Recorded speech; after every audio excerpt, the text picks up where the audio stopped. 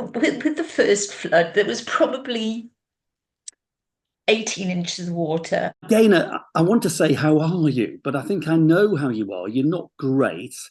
Things are going a bit kind of downhill here. Do you want to explain to my viewers who you are, where you're from, what's going on? My name's Gaynor, and I'm from South Wales. I've got a business in Neath, in South Wales. Um, my business was a vintage and antique centre set within I also had a licensed cafe bar there. Um, I bought the premises, which is an old premises dating back to 1820. I bought the premises in 2016. COVID came along, obviously, and it's like 5 years to the time. Sorry, it really upsets me. No, don't Uh, worry. Just take your time. yeah, March 2020, I had to close because of COVID, as did lots of other businesses. Um, and then August 2020 was the first major flood that the business experienced from a local culvert. Well, to say I'm devastated is an understatement. I've got into Vintage 7 and I know you probably can't see it, but the flood water has come into all of this area. It's squelching. Come into the toilet.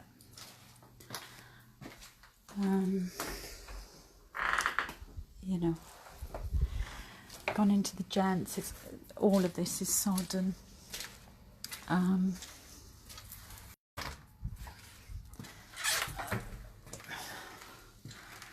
It's coming all here.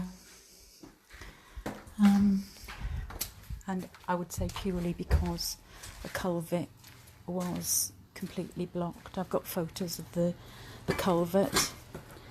The water has come in. It's gone all into the kitchen.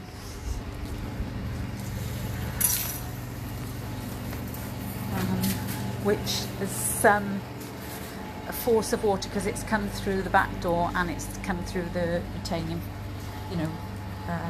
barrier as well. It's come all in here. And I know at one stage it's been inches high in here, but at one stage high in the courtyard. You can see where the water has gone up to there. I mean, Can you just explain that a little bit? Are you sat on a river? No, the culvert is probably about, I don't know, I'm not very good on distances, but it's probably, oh gosh, it's meters away. You know, Mm. it's there's a small stream that comes down from the top, which culminates at a pinch point, this culvert. For me and others, what is a culvert? So it's A not a culvert, stream. I don't know, but a culvert, from what I understand, a culvert, there's this 3 foot 3 inch diameter pipe which goes under the road, Right. um, and then it takes the water along a causeway and then it goes to the sea. Um, Historically, I mean, this stream it's the Melanchthon Brook, and this has been there for years and years and years. Well, And probably historically, millions of years. Yeah. yeah, Yeah. I mean, it collects water from the Eaglebush Valley and it comes down. Right. And as I say, it comes down to a residential area. I mean, historically, when the water used to flood in this brook, it would go to ground because behind Vintage 7 Centre, there was just wasteland and there was a pond called Gillard's Pond. Right. So the water used to flood, it would go into the pond and then it would go to ground. I think in probably 2000, it was earlier than that, there was planning permission given, and there was a number of homes built by Coastal Housing, a local authority, or Mm. a housing association, flats. And Let me just come in here. When did you buy your premises? 2016. 2016. So what was behind you when you bought them? Were the properties already Well, the properties were there. Right, yeah. Were there. Yeah. Properties were there. Yeah. They hadn't been there. They'd probably been there, I don't know, maybe 12, 13 years. Right. They're quite away because behind Vintage 7, I've got a big courtyard garden. Sorry. But I'm the lowest point. Yeah. So what happens? I mean, the first flood in August 2020, and it was August 2020, then it was November 2022, and then August 2023. So again, where does this flood come from? So it's not a stream. Does it come from just underground? No, it comes from the stream. The water's coming down from the Eaglebush Valley. A shop owner in Neath is demanding answers after her business has been repeatedly devastated by floods. The last time Gaynor Lloyd's business was underwater was just under a matter of weeks ago. And as she told our reporter Brad Williams, who filmed on a much sunnier day than today, she wants answers to stop it happening again. This is what Gaynor Lloyd woke up to last month. A blocked culvert that's flooded her antique shop 3 times. On the back of here, that was the floodwater in November, and that is the flood line from August 14th. So it's still quite a lot of water, even for a summer month. Yeah, when you think that it's, it's August, yeah. I'm dreading the winter when there's going to be more water, and more likelihood of flooding anyway. It certainly hasn't felt like summer in the Melin area of Neath. Stacks of sandbags are a common sight. This has happened before, leaving Gaynor and the community devastated. They blame this culvert, built only a few months earlier, at a cost of more than £100,000. Gaynor now checks it every day. You can't believe it on a beautiful blue day like today, but, I didn't think it was going to flood in August. I didn't think it was going to flood in November. Neath Port Talbot Council says this culvert is becoming blocked because of natural debris, but also illegally fly-tipped household items further upstream. Though it adds that its council officers are checking this culvert daily through CCTV images. But for Gaynor, it's not enough. She feels the damage has already been done. My 2 boundary walls were demolished by the water from the culvert. I took out a loan for £32,000 because they're old stone walls. But the damage in here, fortunately my stock hasn't been damaged because I haven't got my stock back, but I can't put my stock back. We're not in the winter yet, and this culvert is going to flood again. The clean-up continues, and so does the fear that this culvert could flood her livelihood again. Brad Williams, ITV News, Neath. If you've got a pint glass and you're trying to get a gallon of water in there, Right. a pint glass can't accept a gallon of water. So it's only got one way to go, and it goes over the top. And that's what happens with the Melon Brook. And do you think because it can't go through the culvert because it's too diverted? small. The water sort of is in It's been recent diverted. Yeah, it's been diverted under the ground. The waters of November 22 was so catastrophic. They took down 2 of my boundary walls, and these are 11-foot stone boundary walls that were washed away by the waters because the water is trying to get to the sea. Because it can't go through the culvert, this little culvert floods over. I can't believe this is happening again. I might have gone live. The culvert, as you can see, the water is just pouring over the culvert. I don't know, I'm just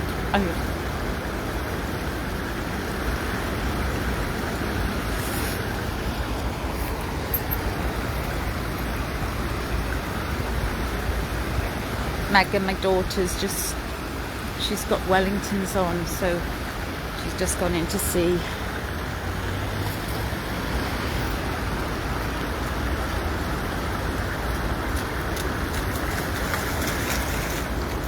Well, it's not in there, it's in there. Oh. Right, Tom, I'm just live in the centre. And it's all in Vintage 7 again. And then Vintage 7 is at the lowest point. So the water's, well, all the water comes under my back door. And what happens to you and the business when the water comes over the wall? Well, I haven't been able to trade since August 2020 because, with the first flood, there was probably 18 inches of water in the back area, in the kitchen, in the utility area. My insurance company covered that. And it took a long time. All my stock had to go into storage. That was destroyed, was obviously just destroyed. All the skirting boards had to be replaced, all the flooring had to be replaced. And it took about 18, because of COVID, it took about 18 months, 20 months to do. I was just about to reopen, and then the second flood. After the first flood, my insurance company, and I pay heavy insurance, put an exclusion on, so there's no cover for either external or internal damage caused through external floodwaters. So that was after the very first claim. After the very first one, yeah. Okay, so subsequently that they then wouldn't insure you for flood. Yeah. Wow. Okay. Yeah. So you start trading, and then it happened. You didn't even start trading because it was about September time when they finished the works. So a lot of my stock is still in storage. You've got COVID and everything like that. So I'm due to reopen. And then the November after the September when it was finished, I'm hoping that I'm going to be able to reopen, was an even worse flood. I mean, this culvert, there's been £150,000 spent since, I can't remember when it was, but within the last 6 years. Initially, what they said on their video was that it was going to stop flooding issues in the area. This is, Welsh Government and the local council authorities. Okay. You're in a position now where your building has been flooded basically since 2020, one way or another. Yeah. You've only been insured once. You've been hit 3 times. Yeah. Is there anyone responsible for this, Gaynor? Is there anyone to ask for assistance, local council? We've got to get to the nub of this, which is... I've been pleading for help, some support, some advice. The responsibility is that this culvert is not fit for purpose. I can't do anything to alleviate it. I mean, I've got sandbags. I've got dozens of sandbags inside the property and outside the back area of the property. So those just can't be moved. No. Willy-nilly, because they're heavy sandbags, so when I can't put any stock, I can't open the kitchen. Well, I can't trade. So it's impossible to trade. Whose responsibility do you think the culvert or the general water damage is? Well, I'm not sure. But it's not yours. It's not mine. No. Because I'm not negligent. I mean, this is, this flooding, it's not as if I'm leaving a tap on or anything like that. This is, and it's foul flood waters. This is foul flood water. Sorry. I can't remember what I was saying, man. That's okay. Let me. No, that's okay. You take a moment. So things. I mean, if you take an example, since December, I've had 10 flood warnings. on the property from Welsh Water, because I've signed up to Dewey Company. They sent a letter out to say you're in a flood area. You know, do you want to be alerted? So I've had 10 alerts And since these, what December. are they? Do you get an alert on your phone? I get an alert on my day? phone, which says, you know, prepare, there could possibly be a flood. I mean, the stress of it is just. Mm. And in amongst all this, I applied because the premises is being business rated as a restaurant and premises. You know, I cannot trade as a restaurant because in the kitchen there are dozens of sandbags so that the exits, you know, can't be accessed. You know, I can't have the public in there because there's, you know, there's sandbags. You know, it's not, from a risk point of view, there's too much risk. It's impossible. So you're It's getting impossible. you're getting charged rates by the local council, and you always have been. Yeah. You've obviously asked for a rate hold or a rebate. I've done a check and challenge with the VOA because initially the local authority said it was the VOA valuations office. Who I think are they? it's the valuations office. Oh, right. Yeah. They are the ones that. So I applied to them, and to do this, I mean, you've got to jump through hoops to do it. Mm. So I did a check and challenge. They agreed that because it was in a flood area, there would be a discount on the premises. So that was for, I want to say it was for 23, 24 year. I can't remember now. But you're at the moment you're in a very tricky situation because the council are threatening to take Well, you. they've summoned me. They've They've summoned summoned me you to to court. magistrates court. Yeah, Okay. next Tuesday Okay. Yeah. for non-payment of business rates. Over You know, what period? Over the few years? It's from, because at one stage I was paying it, and it's not that I don't want to pay it, I just don't have any income. You know, there is no, you know, I've got wonderful stock. I've had the Antiques road trip. They contacted me maybe because they filmed there, and various other businesses have filmed there, you know. But I'm not earning an income. There's no income coming in. I still have to pay water rates, electricity, gas, my insurance, you know, electricity bills, which have been phenomenal because, I mean, each time it floods, I have to get dehumidifiers in there because obviously the insurance won't cover it now. How much are they suing you for, the council? It's in total at the moment, it's just over 5,000. Right. I think with costs, there was £40 costs. It's just under 5,500. And that's for it's for 23, 24 year and 24, 25 year. So then this year's will be due. That's not including this year's because this year's, you know, 25, 26 hasn't. But I've had the demand. I mean, and that's £400 a month. Right. So you're not getting any service, obviously. But has anyone at the council at all attempted? The individual that deals with the rates, she's a senior rating officer. Her and a colleague came to visit back in November 24. Took some photos. I mean, that was the first visit. Took some photos, etc. And they said they would go back to the VOA to check whether the rating was correct. And then I had an email. I mean, the stress, David, the stress is. I know. Sorry. No, don't, Gaynor, honestly, your poor soul. I had an email about 3 weeks ago or so to say that they'd applied to the VOA, but that the assessment was sufficient. Even though you're trading. So that there's no department there who could even look at your very unusual circumstances. Because it's not, you know, these are exceptional circumstances. Yeah. On Thursday, I had, because twice a week I open for about 2.5, 3 hours. I have a desk by the foyer, by the front door, and I sell French cheek paint.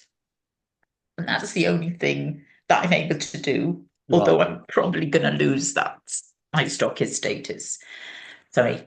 So Gaynor, I had a let me just visit. ask, Sorry. when you bought the building, did you know that it was a flood risk building? No. In those first few years, there wasn't flooding. Okay, so these things. But I mean, I think maybe, I don't know whether it's climate change or whether it's, Well, there's buildings works that have gone. I think it's something I think it's much more of a man-made. Of course it is, yeah. Climate change happens over There's further works that have gone on higher up the Bush Valley. There's been more building works. So obviously there's more concrete, there's less undergrowth where water can just go to ground. Yeah. So it comes down this stream. I mean, the stream itself is, well, the brook is probably 6 foot wide. Wow. But if you, as I say, there is a video that I can send you. I mean, it was like a tsunami. I mean, it was just. Yeah. So this is something that is not going to get any better. No, and it's not going to change. And so what's the solution? Until they do work. Sorry, right. And they've, I heard last year through the grapevine that the works would cost between 12 and 16 million. Now, no local authority has got 1 million. Okay, you're being sacrificed here, I sense. Do you feel that? Absolutely. Yeah. Yeah. Can you sell the building? Would anybody buy the building? Well, no other business would be able to trade there. It's not as even as, if I could bring somebody in and they could operate a business there, but they're going to have exactly the same problem, I mean. Okay. If I was to sell it, because it's my building, I mean, I can't, I probably would end up having to give it away. And I spent a lot of money. I mean, when the walls were collapsed, I took out a loan for over £25,000 to rebuild the walls because the local authorities said if I didn't move my rubbish off their land, they were just going to dump it back on. On Thursday just gone, I had a visit because I've sent out an email to lots of places just to, I can't believe, I'm not asking for compensation or anything like that. I'm just asking to be treated fairly and for them to realise that there isn't a business that can trade there. So why am I being charged business rates? Sorry, I got to get more tissue.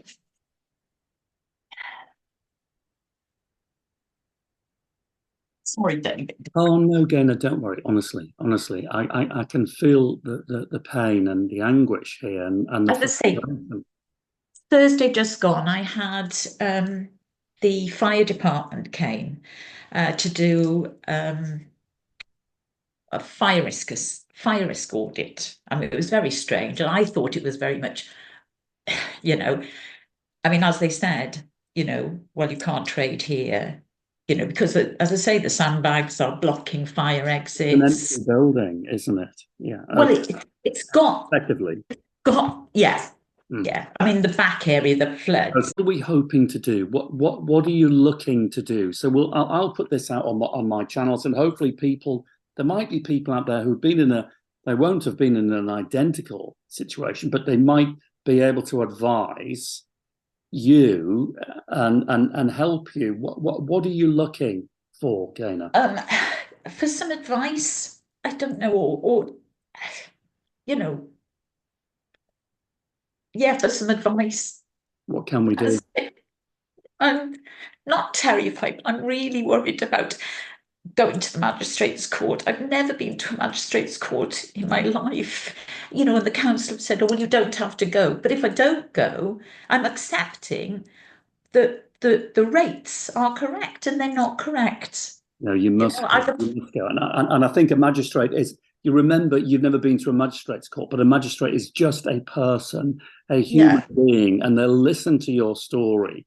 And I'm pretty certain that they will be at least as helpful as they can be. So no, you must go. But what could happen? I know that when we were communicating, you mentioned that, you don't want to go to prison. I mean, could it go as far as... Well, I've looked, and if there's, I can't remember, it's not an attachment of earnings, because obviously that's if you're employed, but it's a similar sort of thing where they attach the monies that are due, and then you get a bailiff basically at your door to take away goods, and if that doesn't pay off, with the new demand, it'll be nearly 10,000 because it's 4,000 for next year. Yeah.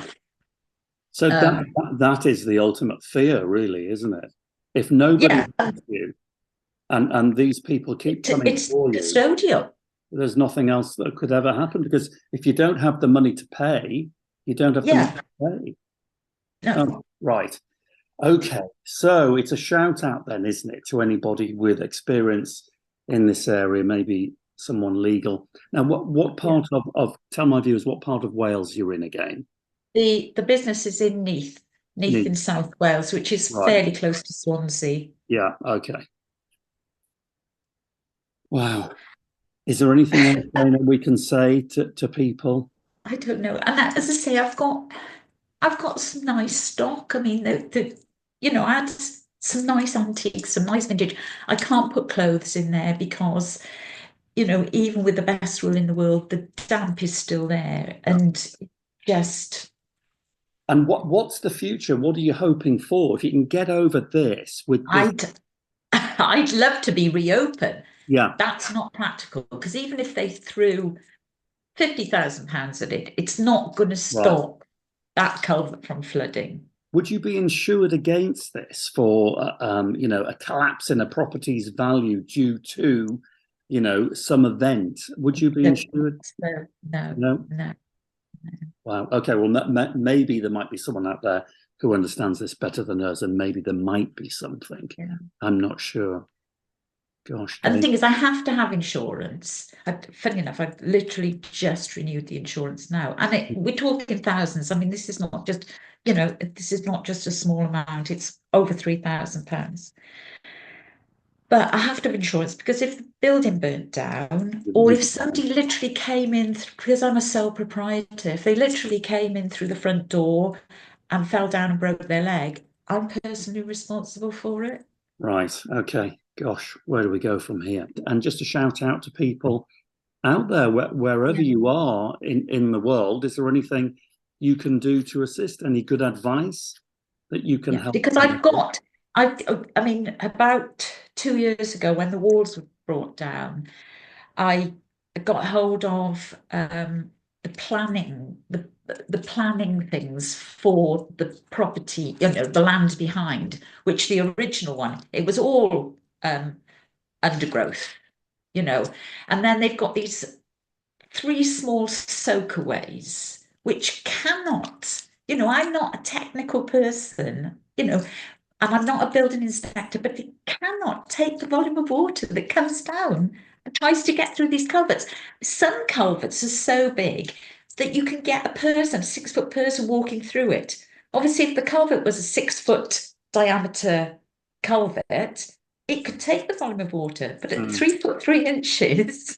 No, I think this is maybe where we need assistance. Somebody with technical experience who can maybe investigate the problem and point the finger of blame at someone else. And that's going to be a big property developer that couldn't give a monkeys, or the council equally probably, don't particularly care.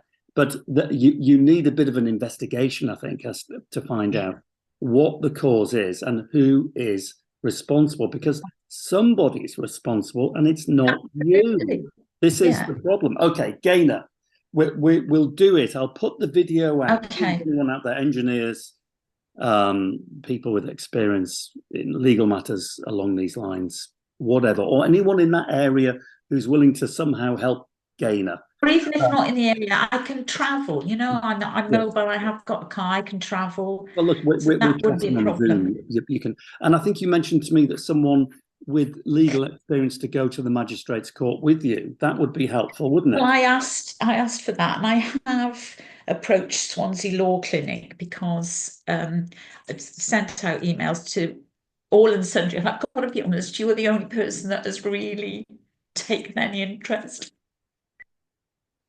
I was given the I can't believe that, Lena.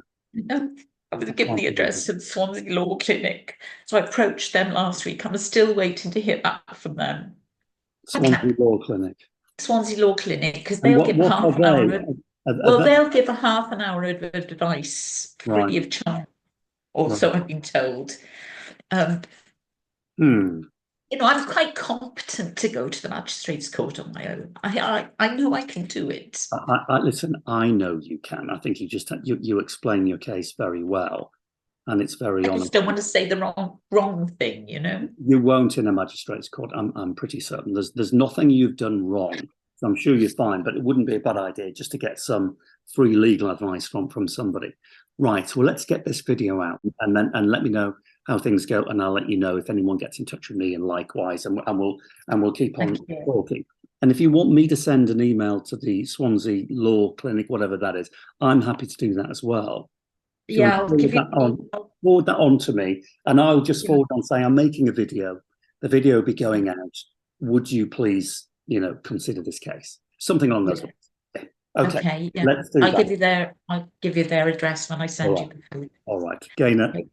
Thank you so much for your time, David. No. God bless you, honestly. And we'll chat soon. Okay. Thank you ever so much. Hello. Thank you. Yeah. Bye. Bye.